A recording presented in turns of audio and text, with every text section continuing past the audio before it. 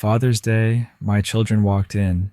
2 smiles, 2 expensive suits, and a little paper bag.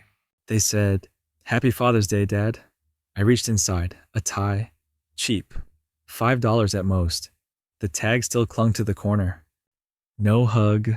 No thank you. Not even a memory shared.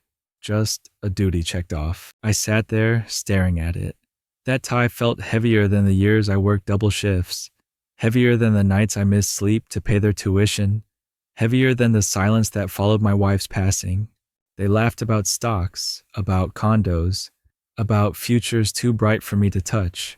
And I realized, in their world, I was nothing more than an afterthought.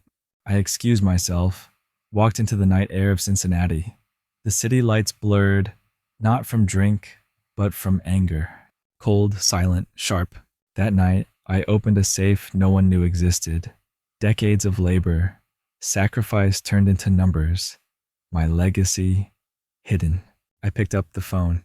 Miami Harbor, find me a yacht. 2 million, tonight. And as I signed the papers, I whispered, "This Father's Day wasn't for them. It was for me." My name is Richard Cole, 68 years old, born and raised in Cincinnati, Ohio. I was never a rich man, never a famous man, but I was a working man. For 40 years, I bent my back in a mechanic shop off Vine Street, grease on my hands, oil under my nails, noise in my ears, but a paycheck in my pocket. I didn't drink much. I didn't gamble. Every dollar I made, I put away for my kids, for their future. I remember winter nights when the furnace broke. I'd stack blankets over their beds. I slept on the floor, so they would be warm. I remember lunches I skipped, dinners I cut short, so tuition checks could be mailed on time. Every sacrifice, I told myself, it was worth it. They became everything I wasn't. My son, a lawyer in Manhattan. My daughter, a doctor in Boston. Both with glass offices. Both with views I never had. Sometimes I sat on my porch in Cincinnati, looked at the cracked driveway, the same one I patched with my own hands, and I thought, all that work gave them wings. I should have felt proud, and I did, but pride has a shadow, and in that shadow lives something else, loneliness, the kind only a father knows, the kind that whispers, "They flew so high, they forgot who built the runway." Father's Day was coming. I circled the date on my kitchen calendar, June 18th. The red ink bled through the paper. My son called first. "Dad, I'll fly in from New York." I pictured him, suit pressed, shoes shining, voice sharp, too busy for small talk, but still my boy. Then my daughter. "Dad, I'll take the train from Boston." I saw her white coat, her tired eyes, her hospital badge, always saving strangers, rarely calling home, but still my girl. For weeks I cleaned the house, dusted the old clock, polished the oak table, even fixed the squeaky porch step. I went to Kroger's, bought steaks, wine, apple pie. Not for me, for them, so they'd feel home. I imagined the three of us, sitting down, sharing stories, laughing like we used to, maybe even hugging. That morning, I pressed my one good shirt, the white one with the frayed collar.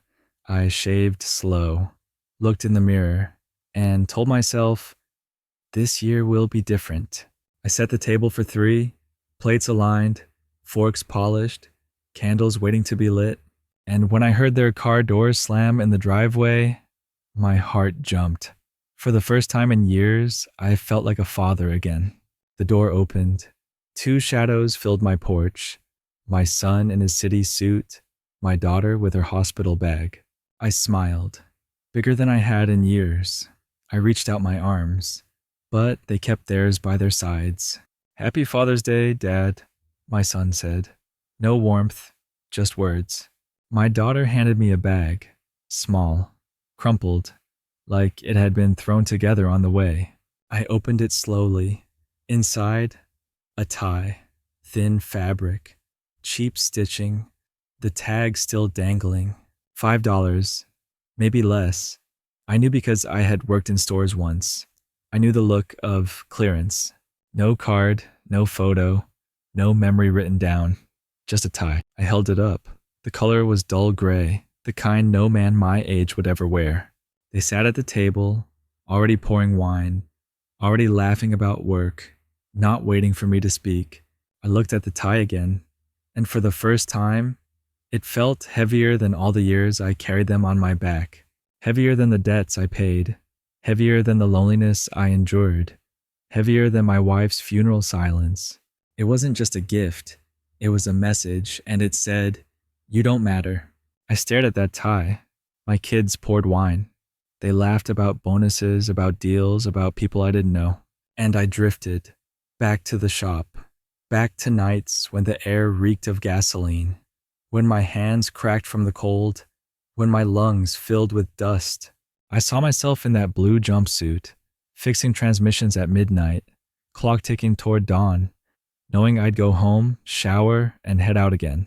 All for them, always for them. I remembered the Christmas I skipped gifts for myself, so I could buy my son his first guitar.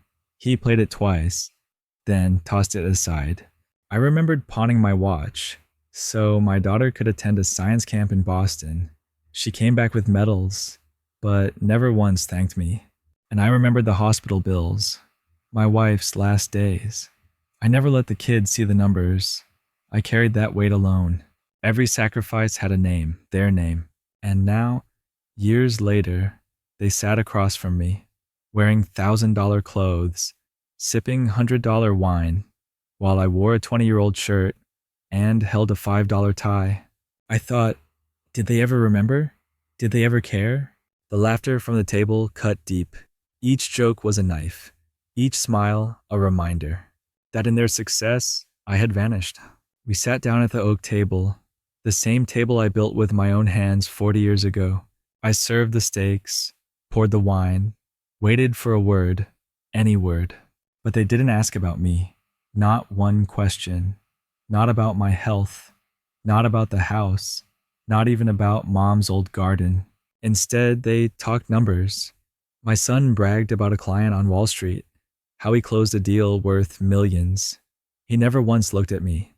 My daughter scrolled her phone, showed pictures of a new condo in Boston, marble counters, skyline views. She said, "It's worth every penny." I nodded, but inside I wondered, what was my worth to them? They laughed, they toasted, they sipped their $100 wine, while I chewed in silence. The steak turned to dust in my mouth. The candles I lit flickered, but no one noticed. The stories I longed to tell about my week, my memories, my wife. They stayed trapped inside my chest. I cleared my throat once. No one turned. I tried again. Still nothing. And that's when the truth hit me. I wasn't the guest of honor. I wasn't even a guest. I was the background noise at my own Father's Day dinner. After dinner, I slipped away, into the hallway, into the quiet. I carried the tie in my hand, that gray strip of cloth, that reminder of everything I was and everything I wasn't. I stood before the mirror. An old man stared back, wrinkled skin, calloused hands, eyes tired from decades of labor. I held the tie to my neck. It didn't fit. Not the color, not the shape, not the man. I thought of the ties I once dreamed of. Silk, elegant, the kind a man wears when he is respected. But this was no gift. This was an insult wrapped in polyester. I tightened it around my collar anyway. The fabric scratched my skin. I could almost hear it whisper, "You're finished. You're nothing." In that moment, I saw not a father, not a man, just a relic. A piece of furniture left in the corner, collecting dust. My chest burned, not with tears, not with sadness, with something sharper. Rage, silent, cold. I gripped the tie. My knuckles turned white, and I told the man in the mirror, for the first time, I wonder if being a father was my biggest mistake. I couldn't breathe in that house. The laughter, the wine, the tie, it was suffocating. So I grabbed my keys, walked out without a word. The night air slapped me cold. I drove. past Vine Street, past the old shop where I spent my youth, until the city lights faded into the distance. And then the Roebling Bridge rose ahead, steel and stone, strong yet weathered, just like me. The Ohio River shimmered below, dark, endless. It carried every secret of this city, and now mine too. As I crossed, memories bled through the windshield. Her voice, soft, steady. My wife's voice. "Richard," she used to say, "one day, live for yourself." I gripped the wheel tighter. I could almost see her, standing by the river, hair blowing in the wind. Eyes kind, but firm. She believed I gave too much work, too much sacrifice, too much of me. And she was right. I had built their wings, but never built my own. The bridge ended, the road opened wide, and in the silence of that drive, I knew her words weren't just memory. They were a command. I didn't stop driving until I reached the edge of town. My old house, quiet, dark, waiting. Inside, the air smelled of dust and time. I flicked on the light, walked past the photos on the wall, photos of children smiling, smiles that never look back. In the corner, under a rug, sat a safe, my safe, one they never knew about. I knelt down, spun the dial. The clicks echoed in the silence, like a heartbeat I hadn't heard in years. The door opened, and there it was. Stacks of bonds, old stock certificates, a savings account book worn from decades of deposits, numbers that told a story no one ever asked me about.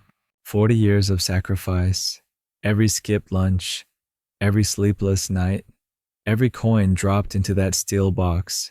Not for me, never for me, always for them. I touched the papers. The edges cut my fingers, but the sting felt good. It reminded me I was still alive. I thought of their laughter at dinner, the way they ignored me, the tie still hanging in the hallway mirror, and I realized this wasn't just money, it was power. The only power I had left. And maybe, just maybe, it was time to use it. I sat on the floor, the safe still open, stacks of paper staring back at me like ghosts of every sacrifice. I picked up the phone. My hands didn't shake. Not anymore. I scrolled through an old card, a number I once saved, never used. A yacht broker in Miami. It rang twice. A voice answered, smooth, confident. "This is Harbor Luxury Sales. How can I help you?" I took a breath. "I want a yacht. Tonight." He chuckled. "Sir, these things take time. Appointments, credit checks, 2 million. Cash." Silence. Then his tone changed. "What kind of yacht are you looking for?" "One that makes a statement." I didn't need details, not the length, not the color, just the weight of it. "The weight of freedom," he asked again. "Are you sure?" I looked at the tie in my hand. That gray piece of nothing. I squeezed it hard, until the seams tore. "Yes," I said. "More sure than I've ever been." The deal was set. Papers prepared. By midnight, I would be more than a forgotten father. I would be a man no one could ignore. The flight was late, the airport loud, but inside I was calm. For the first time in years, calm. By midnight, I was in Miami. The harbor glowed with the lights. Rows of yachts gleamed like floating castles. I walked among them, a stranger among kings. The broker met me on the dock. Sharp suit, perfect smile, papers in his hand. "Mr. Cole," he said, 2 million. Are you ready?" I nodded, signed my name with steady ink. Each stroke was a blade, cutting ties to the past. The moment the pen left the page, I felt it. The weight of 40 years lifted. The silence of that dinner table shattered. The $5 tie turned to dust in my memory. He handed me the keys, cold, heavy, beautiful. I stepped onto the deck. The yacht hummed beneath my feet. Not a gift, not a burden. Mine. I leaned on the rail, looked out at the black water. The city lights shimmered in the waves, and I realized, for the first time, Father's Day wasn't theirs. It was mine. Not a father forgotten, not a man discarded, but a soul set free. By morning, the news had spread. Retired Ohio man buys $2 million yacht in Miami Harbor. My name printed in bold. My photo beside it. In New York, my son read it first. He laughed. Dad's lost it. He doesn't know what he's doing. His friends nodded. They pitied him. In Boston, my daughter saw the same headline. She rolled her eyes. 2 million. He'll regret it. He always needs us to fix his mistakes. Her colleagues agreed. A silly old man. A waste of money. Neither of them called me. Not once. They called each other instead. Spoke of me like a problem. Not a father. He'll come back, my son said. He'll realize he can't handle it. He'll beg us for help. My daughter agreed. He's weak. He always was. He just hides it better. And with that, they waited. Waited for me to crawl back. Waited for me to ask forgiveness. Waited for me to play the fool again. But what they didn't know, what they could never imagine, was that this time, the fool was gone. They came back to Cincinnati. My son with his expensive shoes, my daughter with her leather bag. The driveway cracked beneath their tires. The porch creaked under their weight. They stepped inside, expecting me to wait, but the house was silent. No lights, no smell of coffee, just the hum of an old refrigerator. They searched every room, called my name. No answer. Finally, they found the rug, pulled it back, revealed the safe. They smiled. Of course, Dad's secrets. Of course, Dad's stash. They thought they had found the treasure, but when they opened it, nothing, empty shelves, dust where stacks once sat, and one note, folded, simple, placed dead center. My son opened it. The handwriting was mine, sharp, deliberate. Don't wait up. Their faces drained. Confusion, fear, anger. They tore through drawers, ripped open closets, shouted my name into walls that had heard enough. But I wasn't there. Not in that house. Not in that safe. I was already gone. And for the first time, they realized they didn't know me at all. I sat on the deck of my new yacht.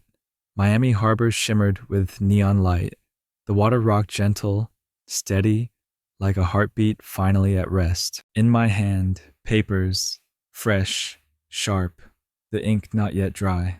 My new will. For decades, I thought of them. Every dollar saved, every choice made.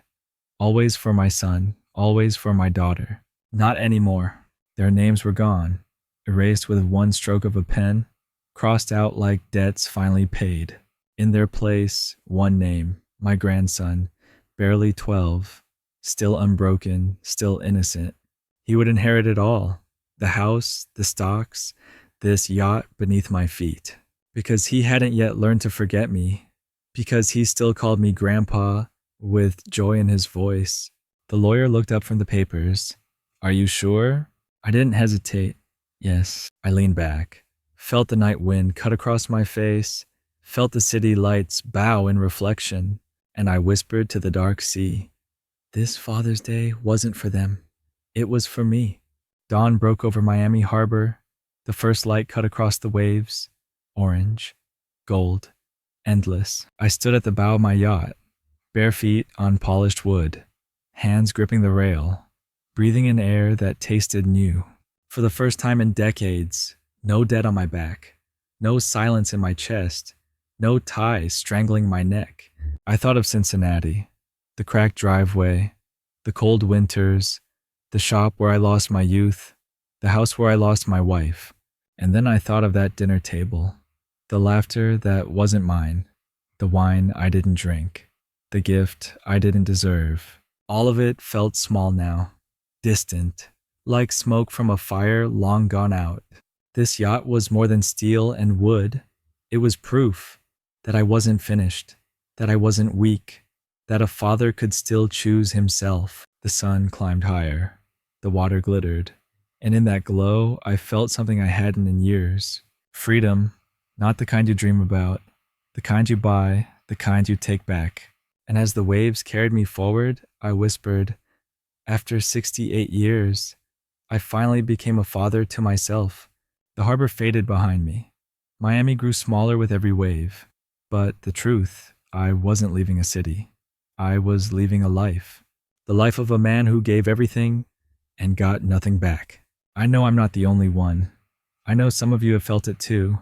That silence at the table, that emptiness in the gift, that sting of being forgotten by the very people you raised. It cuts deep, deeper than any knife, because betrayal from strangers is pain, but betrayal from family, that's something else entirely. So I ask you, have you ever been taken for granted by your children, by your spouse, by someone you trusted more than yourself? What would you have done?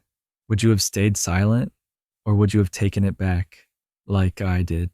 Tell me your story in the comments. I'll be reading. Because stories like ours don't fade. They echo, they remind us we're not alone. And if this story spoke to you, don't just leave, stay. There are more stories like mine. Stories that burn, stories that heal, stories that end with justice. Subscribe, not for me, but for you. Because one day, the story I tell next might be yours.